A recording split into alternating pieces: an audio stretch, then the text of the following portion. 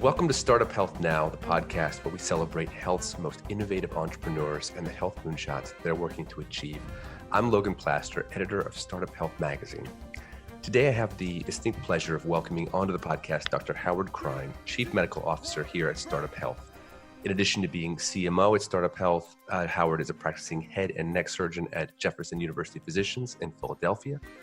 And we wanted to check in with him to get his insights on COVID-19 this week, how it's impacting his work specifically, and his thoughts on how he sees it impacting health innovation in our community more broadly. So Howard, thanks for joining me on the podcast. So great to be here. Thank you so much for having me. And it's an important time, and this is an important conversation to have.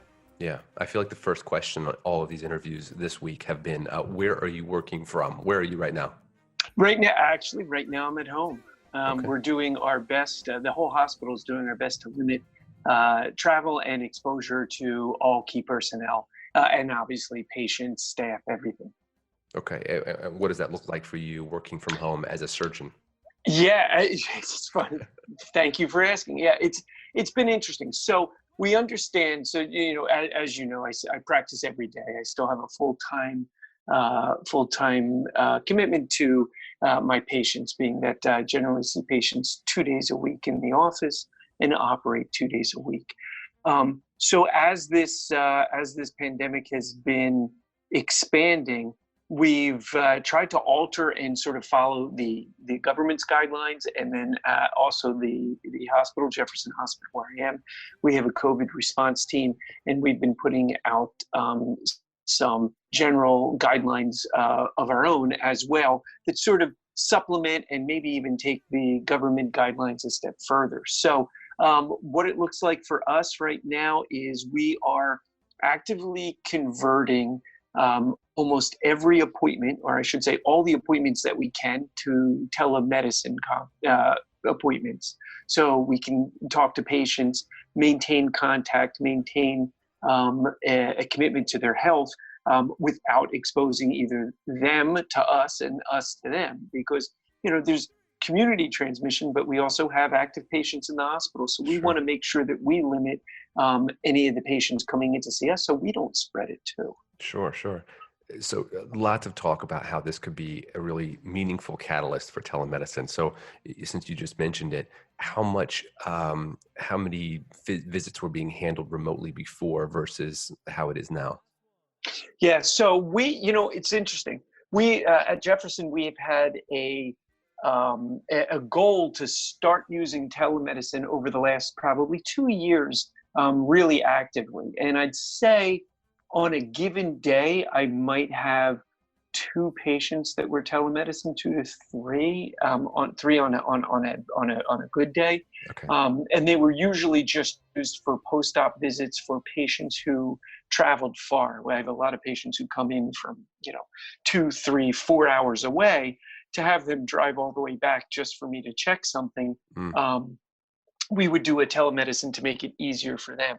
So the neat thing about what we had going on at Jefferson is we already had the infrastructure set up. So we've been using telemedicine for the last couple of years, albeit not as actively as we are now. So we're trying to, that's part of the goal right now, is to ramp up to really start using it as our main interaction with patients. There's still going to be a subset of patients who have to come in. Sure. This is catching us in the middle of obviously busy operative times for a lot of surgeons. And so you can't just say, well, we're not going to do a follow-up. So we're trying to limit any of the interactions in the office to just post-operative care and emergencies right now. Side question, what makes this a hot time for surgeries? Actually, it's funny. Every surgeon will know that there's sort of a curve to what we do and when we do it. Spring is just for what I do, and I do a combination of reconstructive surgery, but I also do a lot of elective surgery. Spring gets to be sort of a heavy time before summer's coming and stuff, people wanting to get things done. Also, it's coming off of busy seasons of certain industries for winter and stuff like that. So the truth is, it's always busy. Yeah. Do you see this? Okay, so I mean, you bring up an interesting point about telemedicine in that Jefferson already had the infrastructure, and so this caused you to triple down on it. Yeah. Do you see the same thing happening in areas where maybe that infrastructure wasn't there? That poses its own interesting challenge right now, doesn't it? Oh, tremendous. What I can say is what's going on in medicine right now, and it's funny. At Startup Health, we've been saying that we're really in a unique moment in time, and we've Mhm. been saying that for a few years. This pandemic has, when you say tripled down, tripled, quadrupled. I mean, we are really at a unique moment in time in medicine. We are in very short order changing the way medicine is delivered around the world. The standard way, which it was, a patient coming into an office, getting their vitals done, seeing a physician or a provider, getting all their prescriptions and stuff like that, is really changing, and it's changing rapidly and out of necessity. I think that it's going to be difficult for a lot of hospitals and providers who did not have the capability to do telemedicine to catch up right now. I think that because of the experience that we're having now, medicine will be forever changed. And I think it will be a necessity for all physicians to have the ability to do telemedicine. And let me just jump in.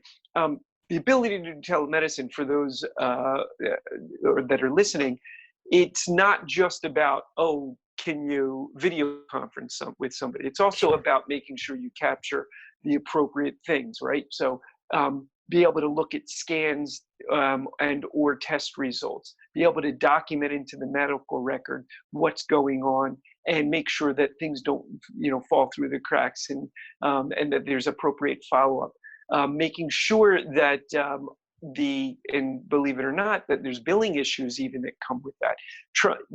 Luckily enough, Trump and the administration, as well as the insurance companies, are really stepping up to say, right now, they extended privileges across state lines. So I practice in Philadelphia. My telemedicine, generally, I'm licensed in New York and Delaware and Pennsylvania, and that's the brunt of my areas. And we try to stay within those confines when we're doing telemedicine. Trump lifted that and said, at this point, we're not holding the physicians directly responsible, that if there's somebody outside of their medical license area, they can still practice telemedicine with them. And insurance companies are also stepping up and saying, you know what, telemedicine is going to be paid for. Interesting.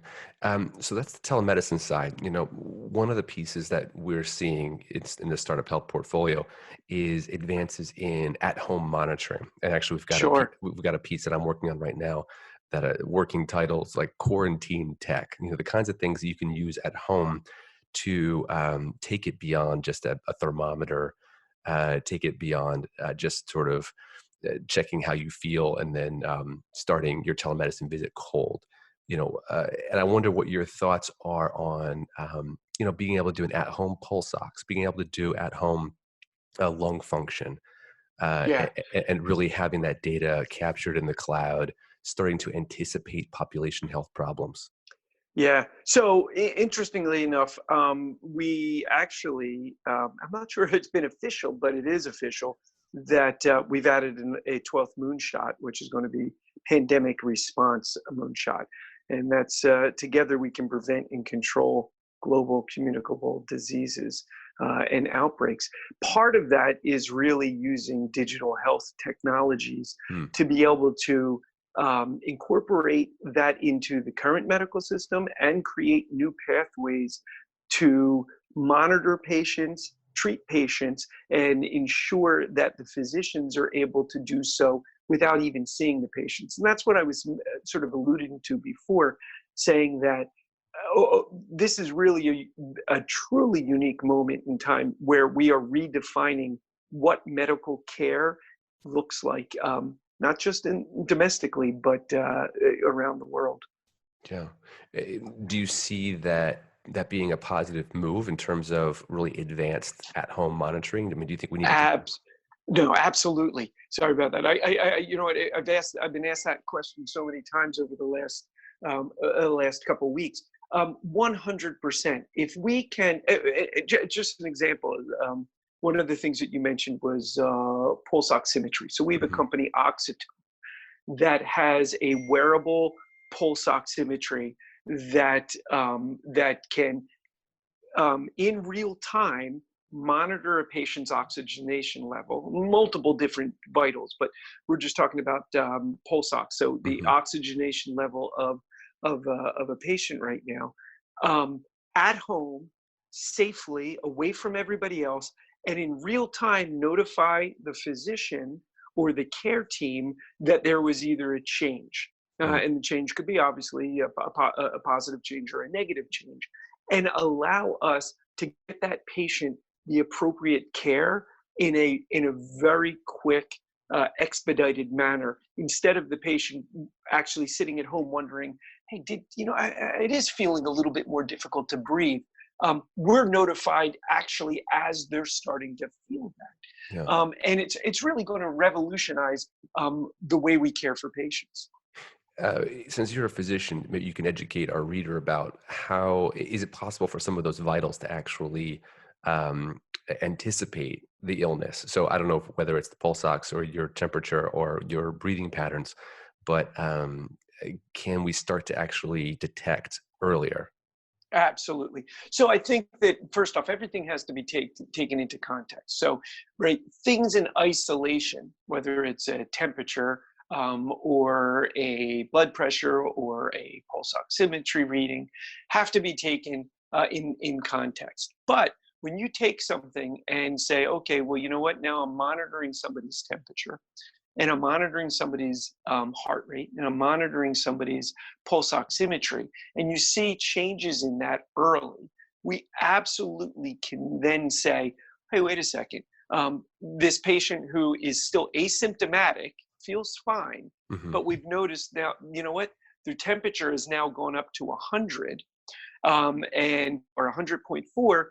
And you know what? We're seeing, even though they're not feeling it yet, we've watched their pulse ox over the last day drop from 100% to, 90%. Still not symptomatic. Patient doesn't feel any different, but we're saying, hey, wait a second. This patient might have had, whether they had an exposure. We're just using COVID-19 for this. This patient might have had an exposure and certainly could be in the early stages of the infection. Interesting, interesting. This is sort of a shifting in gear a little bit, but one of the things, one of the trends I've seen online in different conversations, even on social media, is this idea that just because we're in the middle of this pandemic, no other health issue has actually disappeared, and everything is just as acute as it was before. And I wonder, what are your thoughts on that in terms of making sure we also keep our eye on the ball with other major health issues? Absolutely, and I think that's where telemedicine has to come in, Mm. 100%. People's medical conditions, their illnesses, etc., are all still present. So that's the balance of what we're trying to do. Many, if you talk about different industries, many industries can shut down for 2 weeks Mhm. and say, okay, you know what, we're not bringing anybody in. People are just going to work from home, and that'll be that. We can't do that in medicine. We Mm. have to maintain contact with our patients. We have to, in many cases, actually see the patient. We have patients in the hospital. We have patients that are, like I said, recently post-op. There's people that still need care. But at the same time, how do we limit and try to contain and what we call flatten the curve of this pandemic? It's a difficult problem. Mm. The interesting thing, and I was reading an article the other day. There's a pandemic like this generally every generation. Hmm. And if you think back to polio, back that was the pandemic of that generation. This is really, even though we had SARS and some other things, this is really our generation's global pandemic. Hopefully, we won't have another one in our lifetime. We don't know, but I think it's important that we recognize we have to control this. We have to do everything we can to flatten the curve and allow our technology and our healthcare systems catch up to what's happening and be able to take care of the patients, but at the same time, not lose sight of there's a lot of sick people out there that are still going to need concurrent care that we can't just ignore. Yeah, it's kind of like the 100-year flood concept. It's so important to be planning for those things far in the future, but how hard it is to do that pre-planning years and years, a generation in advance. It is. The interesting thing, though, when you think about this pandemic, is we are at a better place to handle, deal with, and limit the effect and the harm that this pandemic would do better than at any other point in history. Mm. And a lot of that has to do with digital health and digital technologies. Mm. Yeah, interesting. So in terms of macro trends, we've talked about telemedicine, obviously, we've talked about some of the remote care. Another thing I wonder, I would like to get your thoughts on is just this idea of kind of knowing where our therapeutics are coming from so that in an emergency situation like this, we don't get cut off from elements of the antibiotics we need, elements of the treatments that we need.